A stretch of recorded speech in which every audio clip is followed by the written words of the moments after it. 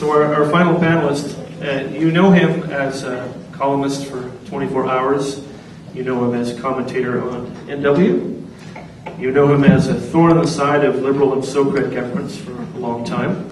And some of you remember him as the ultimate insider with Glenn Clark and other NDP administrations.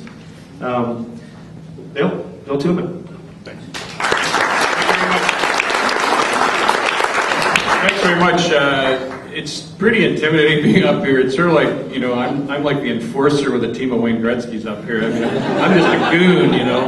I'm just here to butt heads and get into a fight. I'm not here. I don't write any books. I'm bookless in BC, you know. I spoke at the wine festival recently, and it was an equally intimidating process, perhaps more so, because I'm a wine blogger. For people who probably don't know that, may not know that, I'm a wine collector. And I'm sitting there with a panel of top wine makers, agrologists, wine distributors from around the world, from Argentina, Spain, and then I've got this little wine blog, and I said, why the hell did you put me on here? But by the end of it, I knew why, and now I know why tonight, too, because I am the hitter here. I write for a little newspaper that's free, where the maximum length of an article is less than 500 words, and people here write books. So, and Jimmy Pattison hired me too. Sorry. And I'm not even a deep reader. I am definitely not a deep writer. So that's bad. Anyway, let's get on to business here. I've probably written over a book on the Bazivert case without it being in covers or anything, but probably done that. I was at the Louvre recently in the summer, and there was a fascinating exhibition on how the curators and the staff of the Louvre, just before France was invaded by the Nazis, managed to organize and hide away the biggest and best pieces of art in France from the Nazis for the entire occupation. In this province, we've got a government that wants to keep books out of the hands of the people. It's unbelievable. No one's used the words BC Liberals yet until Dan did, or bastards, but I'm going to put them in one sentence. The BC Liberals are being bastards about libraries and education and books.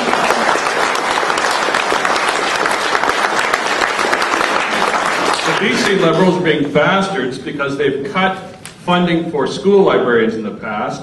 It's a wider pattern. They've cut books for babies programs. They've eliminated reading center grants. They've eliminated funding for 16 regional literacy coordinators. They've made major cuts to Literary BC's directory and read line. They go on and on and on. There's all sorts of stuff there. So the question is, what can we do? What can we do to stop this? We've got a small meeting here today, which is good, and God bless you for coming out. $20 for parking, you can buy a book for that. Jesus. Anyway, so God bless you for coming. I think that one of the things you got to do is look at coalitions. I am working with Bill Van der Zam in a coalition. If I can work with Bill Van der Zam, surely, authors who don't necessarily agree or read each other's works can get along. Surely librarians who hate each other's guts can get along. Surely unions that don't get along can get along for the sake of our libraries. How about, I got a couple ideas. How about former premiers for libraries? It would be a powerful group. Just think, it would be a powerful group. Just think about it. We've got Dave Barrett, and he's got a book. We've got Mike Harcourt, he had a book. We've got Bill Van der Zam, he's got a new book out. Bill Bennett has a book written about him, and Stan wrote books about him. I think garbage. He thought they were garbage, but he's sort of older now, he might not see it the same way. I actually was at his book launch, so there you go.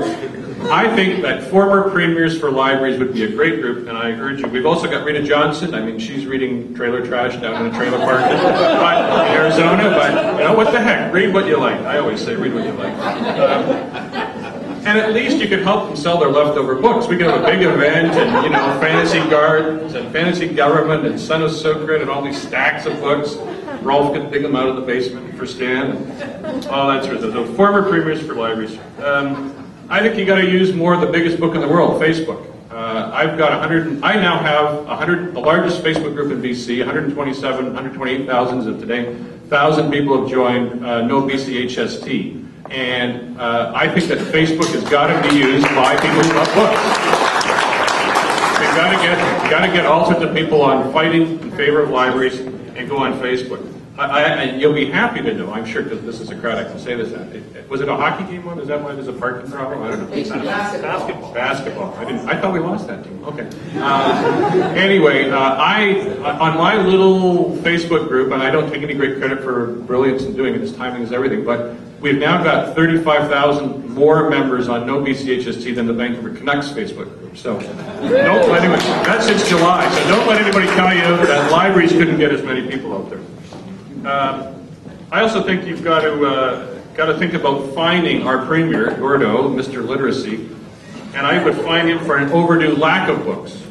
I think there should be a giant fine levied on this guy. He should not be allowed to go into any goddamn library in the goddamn province because he hasn't put any books into it, and he's taken them out. Give